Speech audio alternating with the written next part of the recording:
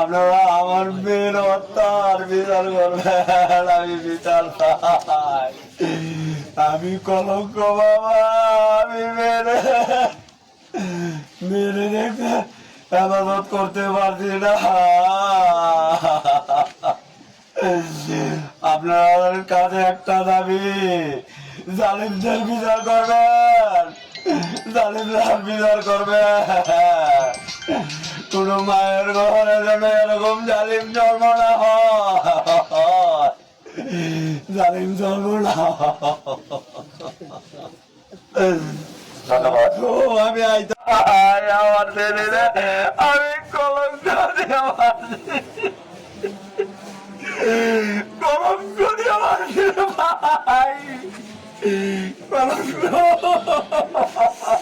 আসসালামু আলাইকুম। যে সকল ভাই সকলে আছেন, আমি আর কিছু চাই না। আমি চাই শুধু আমার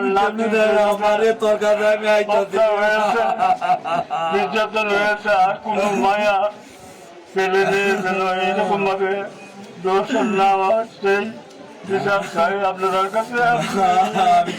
বিচার চাই, আপনারা অনুরোধ করে আপনারা এই বিচার করবেন। সরকারের কাছে আমার এই আবেদন। আসসালামু আলাইকুম।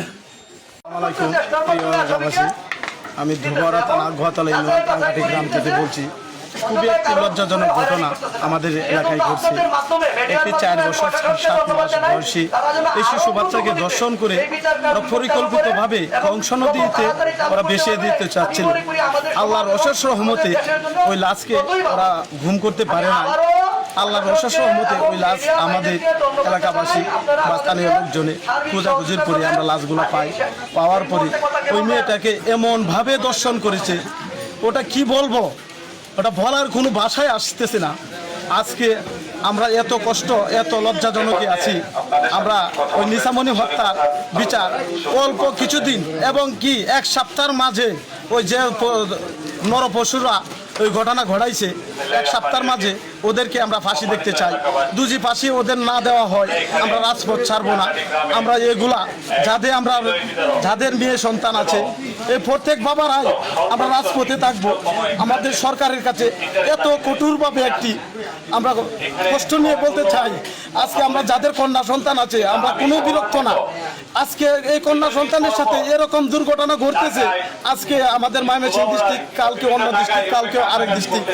এইগুলা সরকার যত তাড়াতাড়ি সম্ভব এগুলা নির্মূল করার কাছে লক্ষ্যে আমি সরকারের কাছে আহ্বান জানাচ্ছি।